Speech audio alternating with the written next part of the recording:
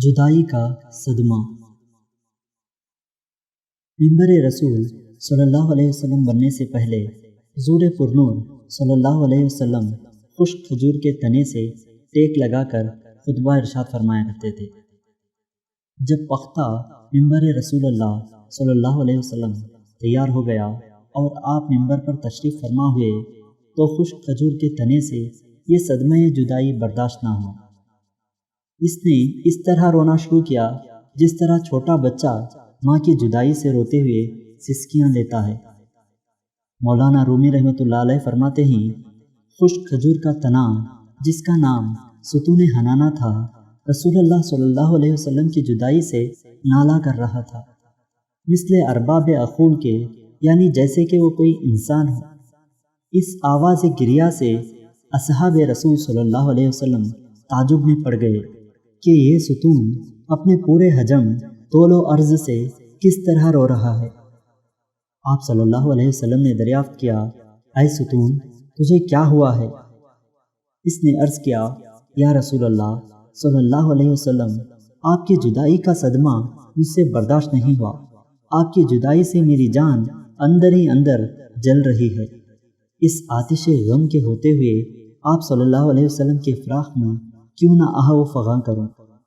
یا رسول اللہ صلی اللہ علیہ وسلم، آپ ہی تو جان کائنات ہیں۔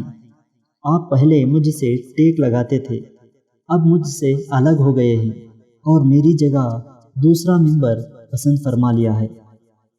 حضور انور صلی اللہ علیہ وسلم نے ارشاد فرمایا، اے مبارک ستون، اگر تو چاہتا ہے تو تیرے لیے دعا کروں کہ تو سرسبز اور ثمر آور درخت ہو جائے اور تیرے پھلوں سے ہر شرقی و غربی مستفیض ہو۔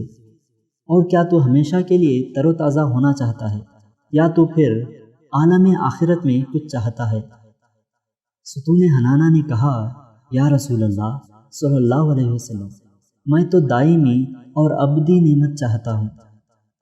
مولانا رومی رحمۃ اللہ علیہ فرماتے ہیں، اے غافل، تمہیں اس لکڑی سے سبق لینا چاہیے کہ تم انسان ہو کر دنیا فانی پر گرویدہ اور آخرت سے روگرداں ہو رہے ہو، جبکہ ستون حنانہ نعمت دائمی کو نعمت فانی پر ترجیح دے رہا ہے۔